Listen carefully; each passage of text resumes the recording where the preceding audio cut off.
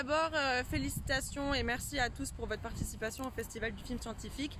En tant que jury, c'était pour nous une expérience très enrichissante que de juger chacun des films qui nous ont été présentés et qui étaient dans la totalité très divers et très intéressants chacun. La délibération n'a pas été si simple qu'on aurait pu le penser puisque la qualité était au rendez-vous et nous avons débattu un long moment afin d'attribuer les prix dont nous avions la charge. Et en tout cas, nous vous remercions pour votre participation, nous vous félicitons encore une fois et tout le jury est présent. Nous vous souhaitons une bonne continuation. Au revoir. Bonjour, je suis Picard Mathias en terminale au lycée Roland-Garros. Je suis le réalisateur, monteur et narrateur du court-métrage Les Trois Clés des Deux Infinis. Et il s'agit d'un film qui présente 3 expériences que l'on réalise à l'atelier des Deux Infinis au lycée Roland-Garros. Et donc dans ce film, il est question d'une part d'expliquer et de contextualiser ces 3 expériences et d'autre part de présenter tout simplement ce qu'on fait à l'atelier. Les expériences sont réalisées dans le lycée, donc par les élèves de l'atelier.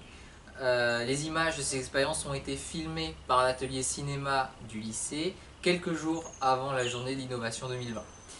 Voilà, donc j'espère que ce film permettra de faire connaître davantage notre atelier, mais aussi ces 3 expériences uniques et véritablement passionnantes.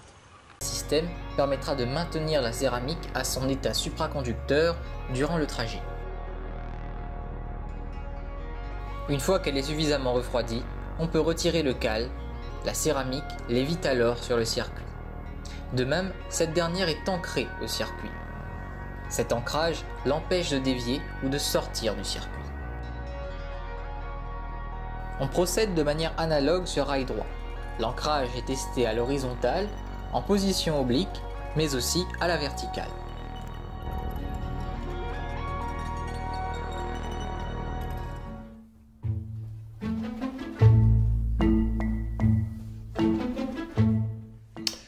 Bonjour à toutes et à tous, merci d'avoir récompensé ce film. Je voudrais remercier toute l'équipe d'IRD Audiovisuel qui m'a accompagné dans ce projet, remercier bien sûr Sophie Bonnet et Cécile Gueux, les 2 chefs de mission, qui m'ont fait confiance, et ainsi que l'ensemble de l'équipe scientifique embarquée. Je voudrais remercier Gérard Bourret, le commandant de la Talente, et l'ensemble de l'équipage. Ils ont fait preuve avec moi de beaucoup de patience en me permettant d'être tout le temps dans leurs jambes pendant les manœuvres, et surtout ils ont été pour moi de véritables anges gardiens en veillant constamment sur ma sécurité.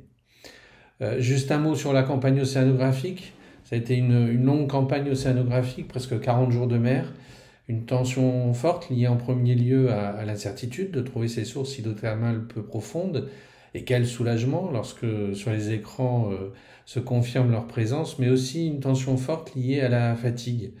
Le travail à bord est intense, marins et scientifiques travaillent et se relaient jour et nuit, et c'est aussi ça qu'on a essayé de montrer dans ce film. Alors justement, un dernier mot sur le film. Nous avions un double challenge. D'une part, montrer ce qui est invisible à l'œil, l'azote, les molécules de fer, les productions de ces sources hydrothermales. Et je voudrais particulièrement remercier Franck Renaud qui a réalisé les animations.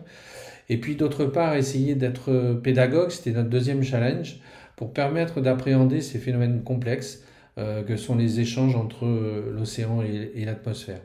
Voilà, de nouveau, merci à toutes celles et ceux qui ont de près ou de loin participé à l'élaboration de ce film.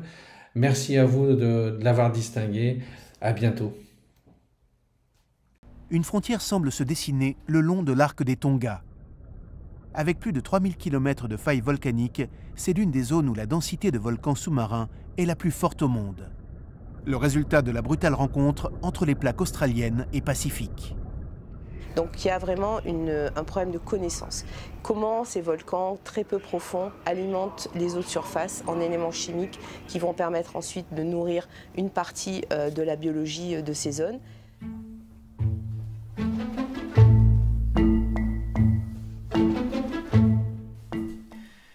Salut à tous, je suis vraiment très heureux et très honoré de recevoir un prix de la part de Science Réunion, qui est un festival si bien organisé. Je connais ce festival évidemment et en plus c'est un jury de jeunes qui m'offre ce prix. C'est tellement important pour moi parce que j'ai des attaches fortes avec la Réunion. Je suis déjà venu à quelques reprises, j'ai eu l'occasion de donner des conférences dans un certain nombre d'endroits et à chaque fois il y a eu un accueil absolument fabuleux et une écoute et de la part des étudiants, de la part des jeunes, tellement de bonnes questions pertinentes à propos des films que je réalisais.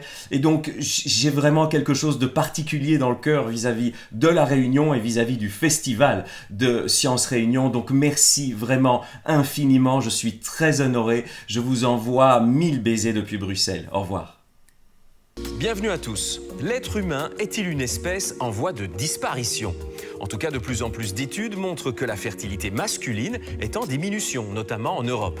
Le nombre de fécondations et de naissances qui doivent être assistées par la médecine est en augmentation.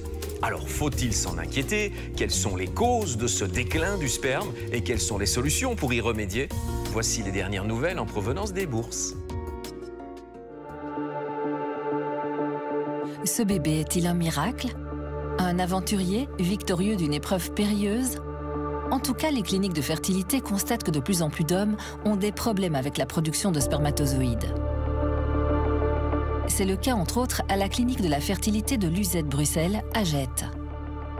On a vu que certaines études, pas partout, mais quand même dans beaucoup de pays, où ça a été fait, qu'effectivement, la qualité du sperme et surtout le nombre est en train de diminuer de génération en génération.